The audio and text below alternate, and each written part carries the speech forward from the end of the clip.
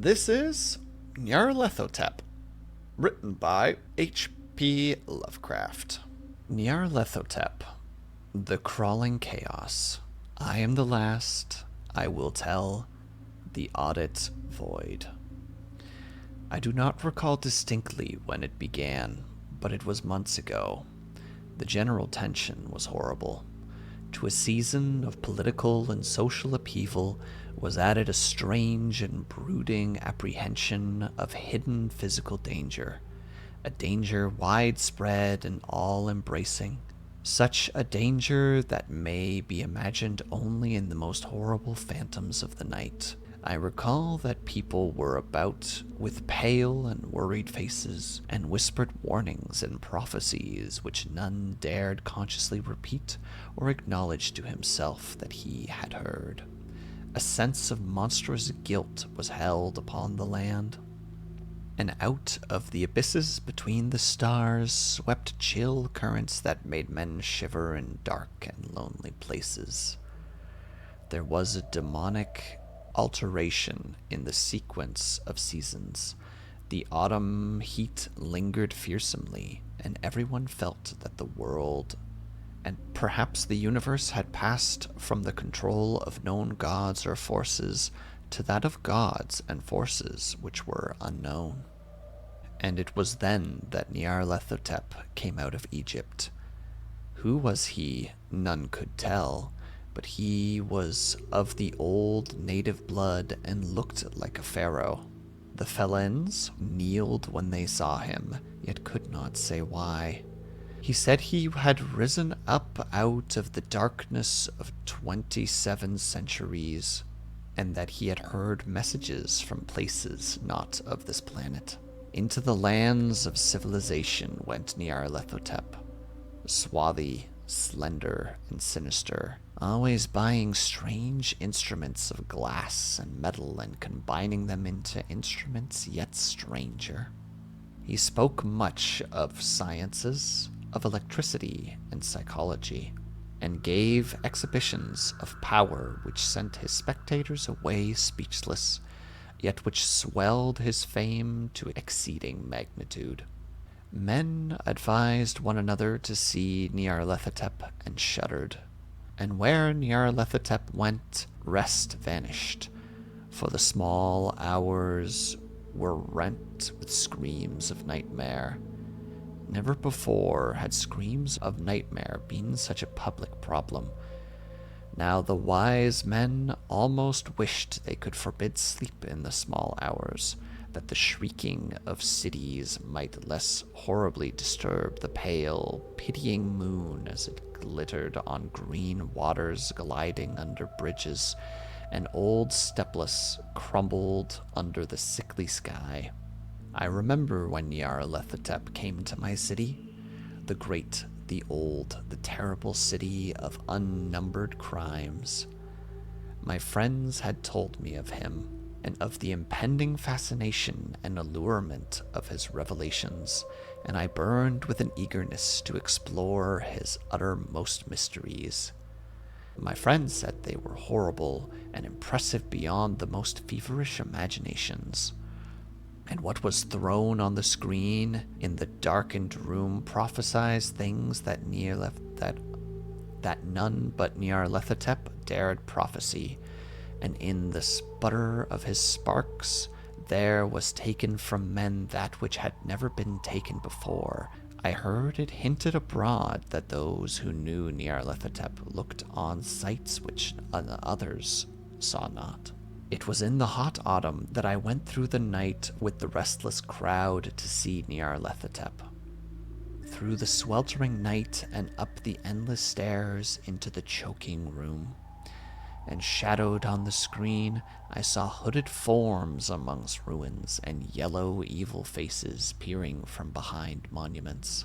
And I saw the world battling against blackness, against the waves of destruction from ultimate space, whirling, churning, struggling around the dim, cooling sun. Then the sparks played amazingly around the heads of spectators, and hair stood up on end, while shadows more grotesque than I could tell came out and squatted on the heads. And when I, who was colder and more scientific than the rest, muttered the terrible protest of imposture and static electricity, Nyarlathotep drove us out, down the dizzying stairs into the damp, hot, deserted midnight streets.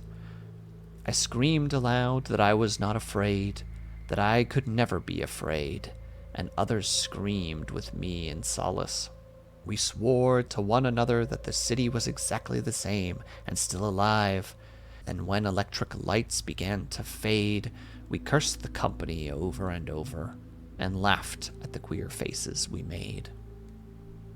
I believe we felt something coming down from the greenish moon, for when we began to depend on its light, we drifted into curious involuntary marching formations and seemed to know our destinations, though we dared not think of them. Once we looked at the pavement and found the bricks loose and displaced by grass, with scarce a line of rusted metal to shew where the tramways had run. And again we saw a tram car, lone, windowless, dilapidated, and almost on its side. When we gazed around the horizon, we could not find the third tower by the river, and noticed the silhouette of the second tower was ragged at the top. When we split up into narrow columns, each of which were drawn in a different direction. One disappeared in a narrow alley to the left, leaving only an echo of shocking moan. Another filed down a weed-choked subway entrance, howling with laughter that was mad.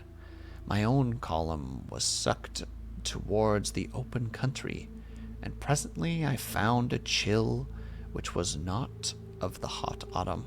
For as we stalked out in the dark moor, we beheld around us the hellish moon glitter of evil snows, trackless, inexhaustible snows swept asunder in one direction only, where lay a gulf all the blacker for the glittering walls. The columns seemed very thin indeed as it plowed dreamily into the gulf.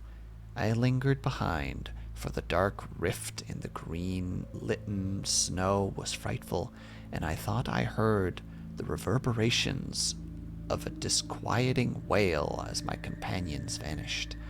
But my power to linger was slight.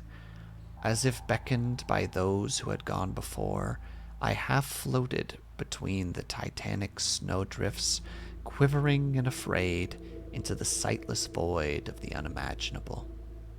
Screamingly sentient, dumbly delirious, only the gods that were can tell, a sickly, sensitive shadow writhing in hands that are not hands, and whirling blindly past ghoulish midnights of rotting creation, corpses of dead worlds with sores that were cities, carnal winds that brush the pallid stars and made them flicker low. Beyond the world's vast ghosts of monstrous things, half-seen columns of unsanctified temples that rest on nameless stones beneath space and reach up to dizzying vacca above the spheres of light and darkness. And through this revolting graveyard of a universe that muffled maddening beats of drum and thin monotone whine of blasphemous flutes with inconceivable unlit chambers beyond time, the detestable pounding and piping whereupon danced slowly, awkwardly, and amongst the gigantic, tenebrous ultimate gods, the blind, voiceless, mindless gargoyles whose soul is Nyarlathotep. And that was Nyarlathotep by H.P. Lovecraft.